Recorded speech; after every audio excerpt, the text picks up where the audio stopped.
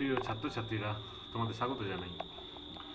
আজকে আমরা আলোচনা করব যে ইতিহাসের স্বরূপ কীরকম এবং ইতিহাসের যে আলোচনা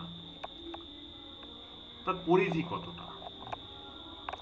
তাহলে ইতিহাসের স্বরূপটাকে খুঁজে বার করবার চেষ্টা করব। ইতিহাস কি তা নিয়ে তো আমরা ইতিমধ্যে আলোচনা করেছি, আর একটু বিস্তৃতির মধ্যে আমরা যাব, দেখব এর রূপটা কীরকম বা কোন অঞ্চলের মধ্যে এর পরিধিটা থাকে। দেখো, ইতিহাস চর্চার বয়স তো কয়েক শতাব্দী। হেরোডোটাস যা সূত্রপাত করে দিয়ে গিয়েছিলেন, তারপর সেই চর্চা আজও অব্যাহত আছে, এখনো চলছে ইতিহাসের চর্চা। নতুন নতুন ব্যাখ্যা আসছে, নতুন নতুন বিশ্লেষণ আসছে।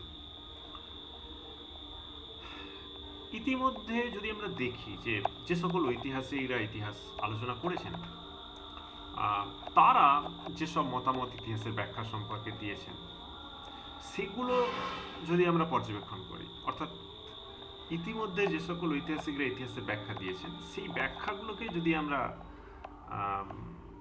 আলোচনা করি, তাহলে হয়তো ইতিহাসের সংজ্ঞা বলো, প্রকৃতি বলো, লক্ষ্য বলো, উদ্দেশ্য বলো, কিছুটা ধরার চেষ্টা করতে পারি, বা মানে কিছুটা পেতে পারি আর কি। সমস্যাটা কি? সমস্যাটা হলো এই যে এই মতামতের ক্ষেত্রে বিভিন্ন জন তাদের নিজস্ব মতামত দিয়েছেন, ফলে কোনো একটা নির্দিষ্ট সূত্র যে আমরা পাবো তার কোনো উপায় নেই। বিভিন্ন জনের মতামতের পার্থক্য আছে, তাদের চিন্তাধারা পার্থক্য আছে, ফলে তাদের যাবতীয় মতামত, তাদের সংজ্ঞাগুলোকে যদি আমরা একত্রিত করি, তাহলে হয়তো কিছুটা পূর্ণাঙ্গ চিত্র আমরা ইতিহাসে পেতে পারি।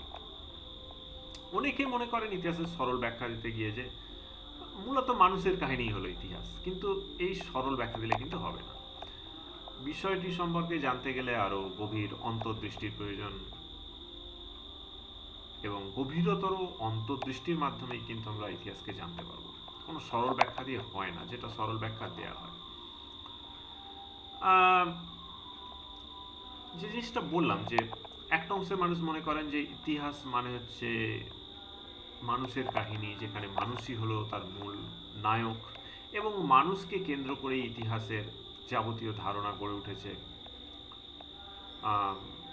কিন্তু দেখা যায় যে শুধু তাই নয়, তার বাইরেও ইতিহাসের বিস্তৃতি আছে, কারণ বিভিন্ন ঐতিহাসিক বিভিন্ন দিক দিয়ে ইতিহাস চর্চাকে দেখেছেন। দেখো, কোনো কোনো ঐতিহাসিক মনে করেন যে ইতিহাসের প্রধান গুরুত্ব কি? গুরুত্ব হচ্ছে যে তার থেকে আমরা কিছু শিক্ষা পাই বা কিছু উপদেশ পাই। এইটা অনেক আগে একজন বলেছিলেন, যার নাম ছিল ডায়োনিসিয়াস। তা ডায়োনিসিয়াস বলেছিলেন কি, history is philosophy ড্রন from examples. অর্থাৎ ইতিহাস একটা দর্শন, এমন একটা দর্শন যেটা আমরা উদাহরণ থেকে শিক্ষা নিতে পারি, যে দর্শনটাকে জানতে পারি বিভিন্ন ঘটনার উদাহরণ থেকে।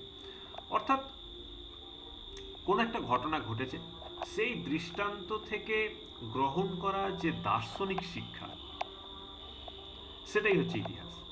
তাহলে ইতিহাস, এই ডায়োনিসিয়াস যেটা বলতেন, সেটা হচ্ছে একান্তভাবেই এটা একটা শিক্ষামূলক ব্যাপার, এবং এখানে বিভিন্ন নীতির মধ্যে বিরোধ হয়, এবং সেখানে থাকে কি না একটা মূল্যবোধ, যা থেকে আমরা ভালো মন্দ বুঝতে পারি, তা থেকে আমরা ইতিহাসের শিক্ষা লাভ করতে পারি। অর্থাৎ এক ধরনের মূল্যবোধের শিক্ষাও আমরা ইতিহাস থেকে পাই।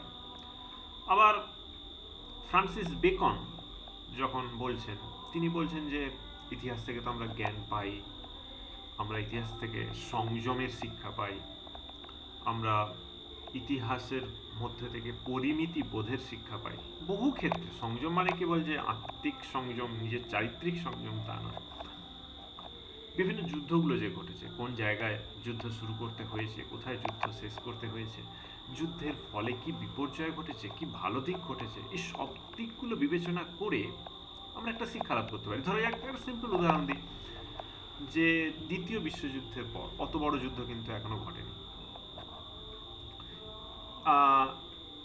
এই যে যুদ্ধ ঘটেনি, তার পিছনে হয়তো একটা কারণ থাকতে পারে, যে দ্বিতীয় বিশ্বযুদ্ধে যে লক্ষ মানুষের মৃত্যু, পরমাণু বোমা বিস্ফোরণ, তার ফলে একটা শহর, কয়েকটা শহর, দুটো শহর ধ্বংস হয়ে যাওয়া, এগুলো থেকে আমরা দেখা গেছে যে এর এমন একটা শিক্ষা পেয়েছি যে পরমাণুধর যে দেশ তাদের মধ্যে যুদ্ধ হচ্ছে না, অর্থাৎ তারা বুঝতে পেরেছে যুদ্ধ হলে তার কি ক্ষয়ক্ষতি হতে পারে, সেটা এক ধরনের পরিমিতি বোধ নিয়ে এসছে। অর্থাৎ ইতিহাস জ্ঞান বিজ্ঞানের এমন একটা শাখা যেটা মানুষকে জ্ঞানী করে।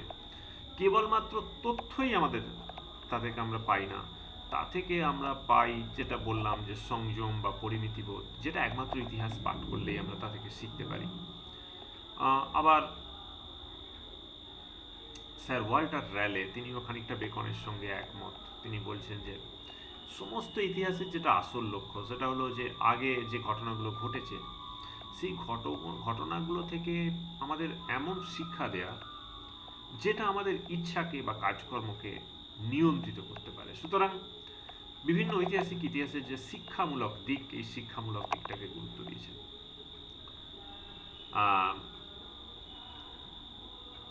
আবার আমরা যদি দেখি যে লাইবনিটস বা লেকি, এইরকম ঐতিহাসিকরা মূলত যেটা দেখিয়েছেন ইতিহাস সম্পর্কে আলোচনায়, সেটা হলো ইতিহাসের মূল ভিত্তি হচ্ছে একান্তভাবেই ধর্ম বা নীতিবোধ, এমন নীতিবোধ যার সঙ্গে ধর্ম জড়িয়ে। আমাদের একটা মনে হয় না যে আমাদের সমাজে যে এত নীতিবোধ, আমরা বড়দের সম্মান করি, চুরি করি না, ন্যাচারালি ছোটবেলা থেকে যে শিক্ষাগুলো মানুষকে দেওয়া হয়, এর পিছনে অনেকে মনে করেন যে ধর্মের একটা ভূমিকা আছে, আবার কেউ কেউ সেটা মনে করেন না, যেটা মনে করেন যে সাধারণ কাণ্ডজ্ঞান থেকেই সেগুলো আমাদের শিক্ষা লাভ করতে পারি, তার সঙ্গে ধর্মের কোনো যোগ নেই।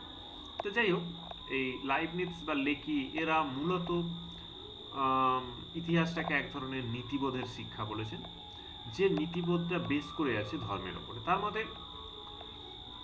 তাদের মতে যেটা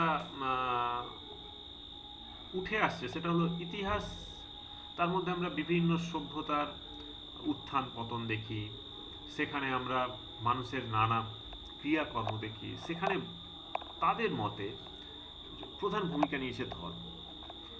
অর্থাৎ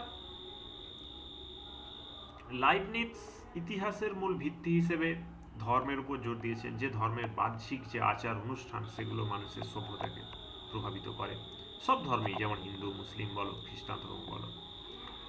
আবার লেকির মতো ঐতিহাসিক তিনি আবার জোর দিয়েছেন যে নৈতিক মূল্যবোধের সঙ্গে ধর্মের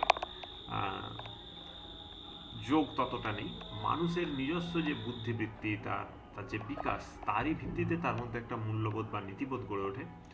আর এই যে নৈতিক বিপ্লব, সেটা ইতিহাসে বড় বড় বিপ্লব ঘটিয়েছে, এরকম বক্তব্য তাদের মধ্যে উঠে এসছে। আবার এক ধরনের ঐতিহাসিক আছে যারা ইতিহাস রচনার ক্ষেত্রে ব্যক্তিত্বের পূজা, অর্থাৎ কি বলতে পারি, পার্সোনালিটি কাল্ট, এটার উপর গুরুত্ব দিয়েছেন। অনেকেরই মতে যে পৃথিবীর বহু দেশের ইতিহাসের সিংহভাগ জুড়েই রয়েছে বিভিন্ন বিখ্যাত যোদ্ধা বলো, সাম্রাজ্য বিজেতা বলো, দক্ষ প্রশাসক বলো, বা বিভিন্ন ক্ষেত্রে যারা অনন্য কৃতিত্বের অধিকারী, অর্থাৎ মহান ব্যক্তিত্ব, এদের একটা গুরুত্বপূর্ণ ভূমিকা রয়েছে।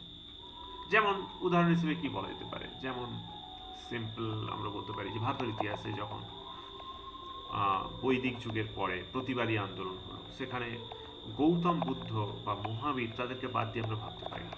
কেউ কেউ তো যুগটাকে বৌদ্ধ যুগ বলেও ভেবে থাকেন, মানে যুগ বলেও চিহ্নিত করে থাকেন। আধুনিক যুগে আমরা যদি ফ্রান্সের ইতিহাস বলি, 1799 থেকে 1815 পর্যন্ত ফ্রান্সের ইতিহাস একান্তভাবেই নেপোলিয়নের ব্যক্তিত্ব দ্বারা প্রভাবিত, নেপোলিয়ন ছাড়া ভাবা যেত না।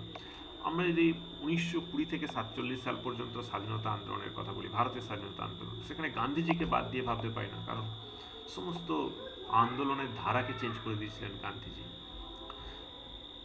এই যে ব্যক্তি পূজা বা ব্যক্তিত্বের ওপর ইতিহাসের চলাফেরা নির্ভর করেছে,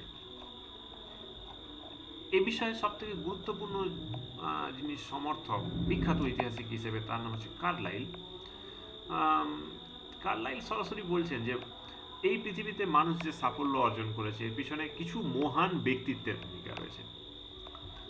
ধরা যাক, যদি আমরা কম্পিউটারের কথা বলি, বিল গেটসকে বাদ দিয়ে কি ভাবতে পারি? এটা তো একটা রিভলিউশন তার সঙ্গে যুক্ত। আমরা এরকমই একজন বিখ্যাত বিজ্ঞানীর কথাও যদি বলি, বিখ্যাত সমাজবিজ্ঞানীর কথা যদি বলি, বিখ্যাত যোদ্ধার কথা যদি বলি, বিখ্যাত দার্শনিকদের কথা যদি বলি, এরা এক একটা সময়ে এমনই এক এক ধরনের বৈপ্লবিক চিন্তাধারা বলো বা বৈপ্লবিক কার্যকলাপ বলো যেগুলো করেছিলেন, সেগুলো ইতিহাসকে চেঞ্জ করে দিয়েছে, এটা অনেকেই মনে করেন আর কি। সুতরাং এই যে মহান ব্যক্তিবর্গের যে কার্যকলাপ, তাদের যে ফলাফল, সেটা ইতিহাসের চালিকা শক্তি এদের মতে। এই ব্যক্তি পূজাকে অন্য কিছু ঐতিহাসিকও সমর্থন করেছেন, যেমন হচ্ছে R.W. এমারসন। তিনি তো আবার মানে ইতিহাস বলতে বলছেন যে ইতিহাস আর কিছুই নয়, এটা হলো কেবল ব্যক্তির জীবনী। যদিও আমরা এখন কিসের স্থানীয় ব্যক্তির জীবনী আমরা আলোচনা করি তা নয়, আলোচনাটার বিস্তৃতি অনেক বেশি। তা সত্ত্বেও এটা আমরা বলতে পারি যে ইতিহাসে মহৎ ব্যক্তিরা কিন্তু অনন্য কৃতিত্বের অধিকারী। তাদের যে জীবনাদর্শ সামগ্রিকভাবে জাতীয় জীবন বলো বা সমসাময়িক ইতিহাসকে দারুণভাবে প্রভাবিত করেছে। তবে ইতিহাসকে এই সংকীর্ণ সীমার মধ্যে আবদ্ধ রাখাও উচিত নয়, কারণ এর মধ্যে শুধু কিন্তু ইতিহাস আবদ্ধ নয়। এই বক্তব্যের বিরুদ্ধে যেটা সব থেকে গুরুত্বপূর্ণ কথা, সেটা হলো এই যে ইতিহাস চেঞ্জ করার ক্ষেত্রে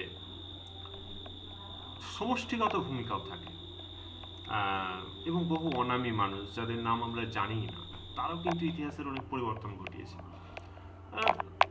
আমরা যদি দেখি যে আগুনের আবিষ্কার কোনো একজন ব্যক্তি মানুষ তো করেনি, তার অভিজ্ঞতা সঞ্চিত, অর্থাৎ সামগ্রিকভাবে মানুষ তার জীবন চালনার ক্ষেত্রে এমন অনেক অভিজ্ঞতা লাভ করে যেগুলোও কিন্তু গোটা সমাজ জীবনে পরিবর্তন ঘটিয়ে দিয়েছে। অর্থাৎ আগুনের আবিষ্কারের জন্য কোনো একজনকে আমরা গুরুত্ব দিতে পারি না, লোহার আবিষ্কার কোনো একজন ব্যক্তি কি করেছিলেন, কিন্তু সেগুলো তো আজকের জীবনেও চালিকা শক্তি, আমরা তাকে তো বাদ দিয়ে বলতে পারি না। এবং বহু মানুষ তাদের অভিজ্ঞতা দিয়ে পৃথিবীটাকে এমনই পরিবর্তন করে যান যেগুলো আবার কোনো ব্যক্তি তার গবেষণার মধ্য দিয়ে সেটাকে তুলে ধরতে পারে। অর্থাৎ বহু মানুষের অভিজ্ঞতা সঞ্চিত যে জ্ঞান, সেটাই বরং ইতিহাসের রূপান্তরে অনেক গুরুত্বপূর্ণ ভূমিকা পালন করে। তাহলে মোটামুটিভাবে এই দিকগুলো তো আমরা দেখলাম। এছাড়াও কিছু কিছু দিক আছে যেগুলো দেখতে হয়, যে ইতিহাসের নেতিবাচক সংজ্ঞাও কয়েকজন ব্যক্তি দেন, সেগুলো আমরা এরপরে আলোচনা করব। আমরা এরপরে আলোচনা করব ইউরোপে জ্ঞানোদীপ্তির যুগে বা তার পরে ইতিহাস চর্চার কী ধরনের স্বরূপ ছিল, বা এই যে জ্ঞানোদীপ্তি এটা ইতিহাস চর্চায় কী ধরনের পরিবর্তন এনেছিল, এগুলো আমরা পরের ভিডিওতে অবশ্যই আলোচনা করব। আজকে আমরা এইটুকু আলোচনা করে শেষ করছি।